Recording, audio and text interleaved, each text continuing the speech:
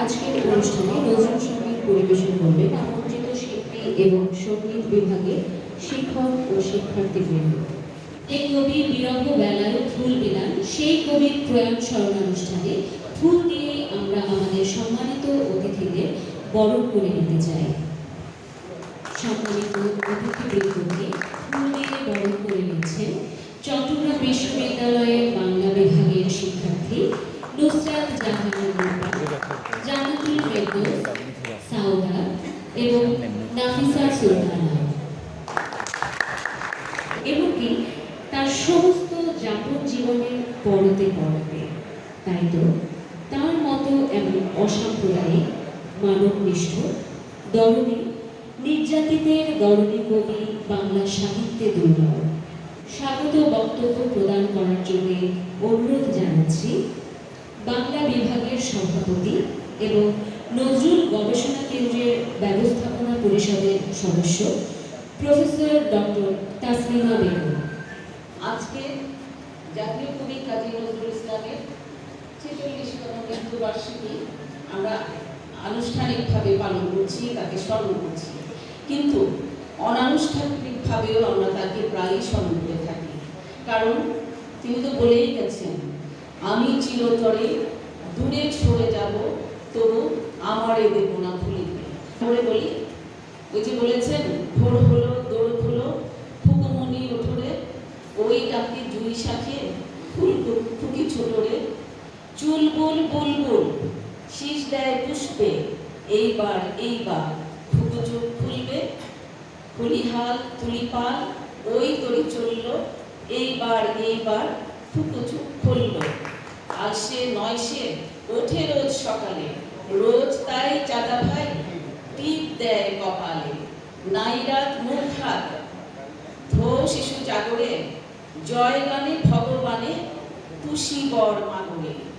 স্রষ্টাকে তুষ্ট করে বর প্রার্থনা করার এই সংস্কৃতি সম্পর্কে তো আমাদের জানা আছে। তারপরও তার এই যে নান্দনিক আবেদন এবং নান্দনিক আদেশ বা আহ্বান, সেটা আজকের দিনও ফোকা ফুকুকে জাগিয়ে তোলার ক্ষেত্রে আমাদেরকে অনুপ্রেরণা দেয়।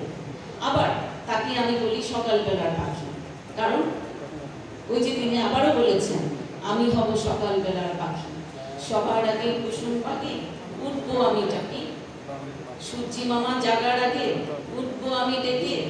রবীন্দ্র পরবর্তী কবিদের মধ্যে সবচেয়ে জনপ্রিয় এবং বিস্ময়কর প্রতিভার নাম হচ্ছে কাজী নজরুল ইসলাম।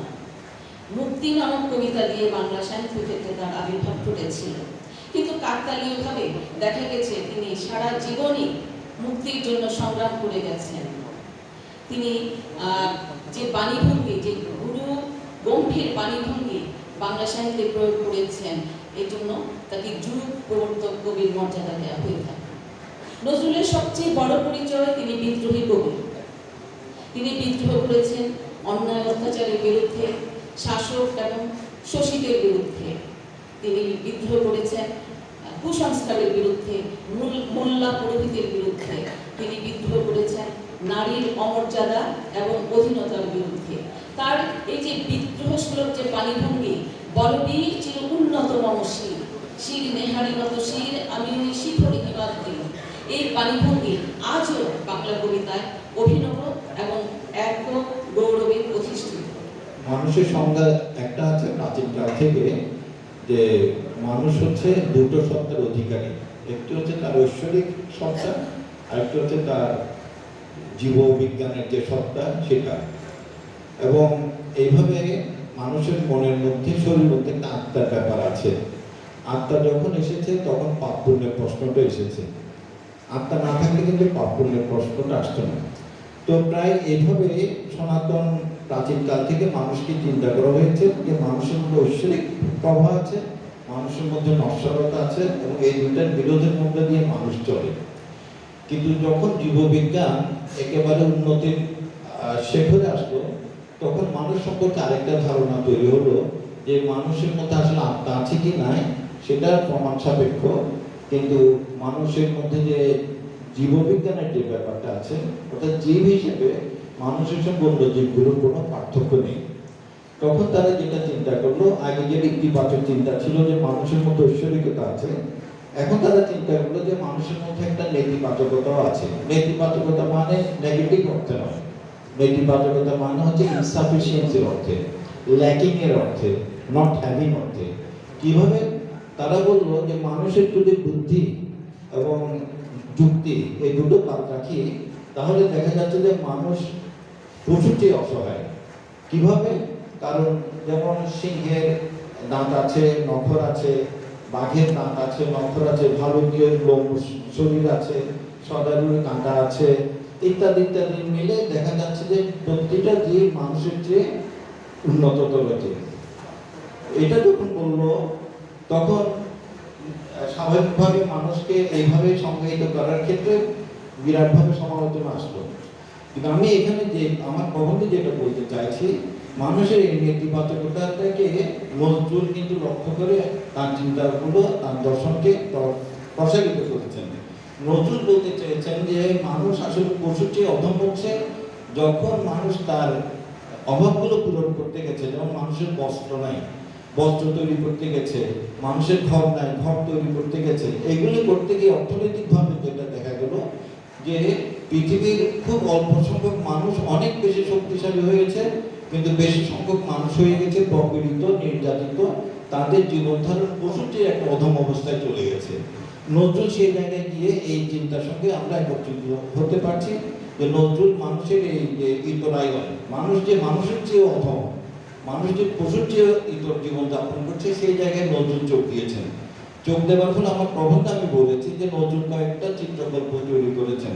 কি কি চিত্রকল্প? বস্ত্র, বীর্য, তারপরে হচ্ছে ইট, তারপরে হচ্ছে শুষ্ক স্তম্ভ বা শুষ্ক দুগ্ধ স্তম্ভ, তারপর হচ্ছে সদ্য প্রসূত শিশু। এইভাবে কতগুলো চিত্রকল্প তিনি তার সাহিত্যের মধ্যে বপন করে তিনি বলতে চেয়েছেন যে মানুষ যে মানুষের চেয়েও অধম হয়ে যাচ্ছে, মানুষের মধ্যে যে নেতিবাচকতার ক্ষেত্রে যুববিজ্ঞানীরা বলেছে, সেটা দেখে না তারা একটা মিল খুঁজে পেয়েছে এবং নজরুল সেই জায়গায় গিয়ে আঘাত করছে। তো নজরুলের বিদ্রোহটা আসলে এভাবে আমি এখানে বর্ণনায় আনতে চেয়েছি। তো নজরুল দর্শনের ভিত্তিভূমি হচ্ছে মানুষের শরীর, তার আত্মা নয়। এই প্রতীকটি যে নজরুল সচেতন ভাবে ভেবেছেন তা নয়, কিন্তু তার সাহিত্য সঙ্গীত পাঠ করলে দেখা যায় যে নজরুল আত্মার কথা বলেছেন ঠিক, কিন্তু সেই আত্মা শরীর বিযুক্ত নয়, বরঞ্চ শরীরের মধ্যে সংস্থাপিত একটি বৈশিষ্ট্য।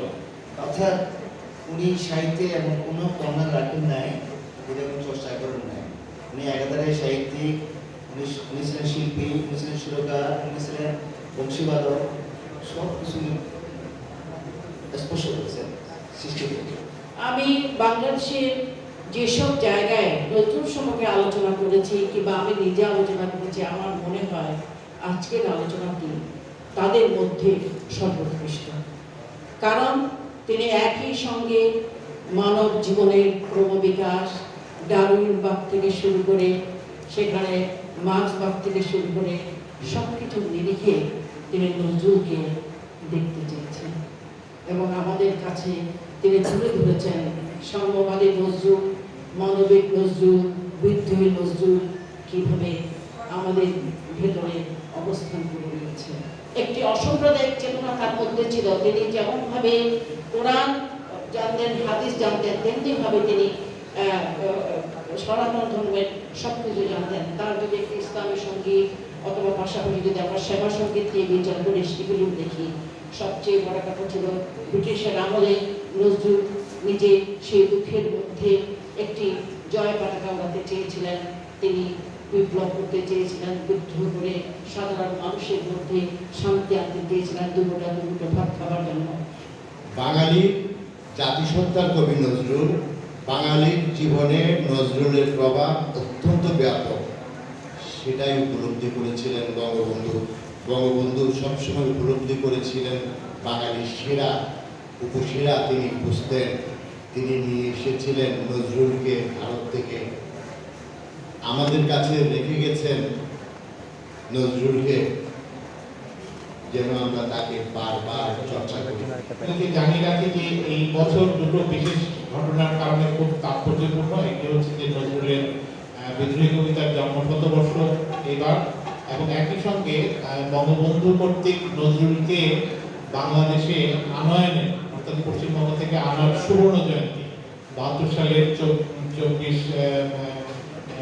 মেতে তাকে নিয়ে আসা হয়েছিল বাংলাদেশে, অর্থাৎ নজরুলকে বাংলাদেশে আনার 50তম বার্ষিকী পালিত হচ্ছে, নজরুলের বিদ্রোহী কবিতার শতবর্ষ পালিত হচ্ছে। এবং এই দুটি ঘটনা খুবই তাৎপর্যপূর্ণ। নজরুল সম্পর্কে আমাদের বক্তারা মূল্যায়ন করেছেন, তাকে আমরা সবসময় নজরুল প্রাসঙ্গিক থাকবেন। তিনি যুগস্রষ্টা, কিন্তু যুগকে অতিক্রম করে তিনি চিরকালীন, এবং তার সমকালীনতা যেমন আছে প্রাসঙ্গিকতাও থাকবে। বেতন দিয়াছ চুপরাও যত মিথ্যাবাদের দল, কত পাই দিয়ে খুনিদের তুই কত ক্রোড় পেলি বল।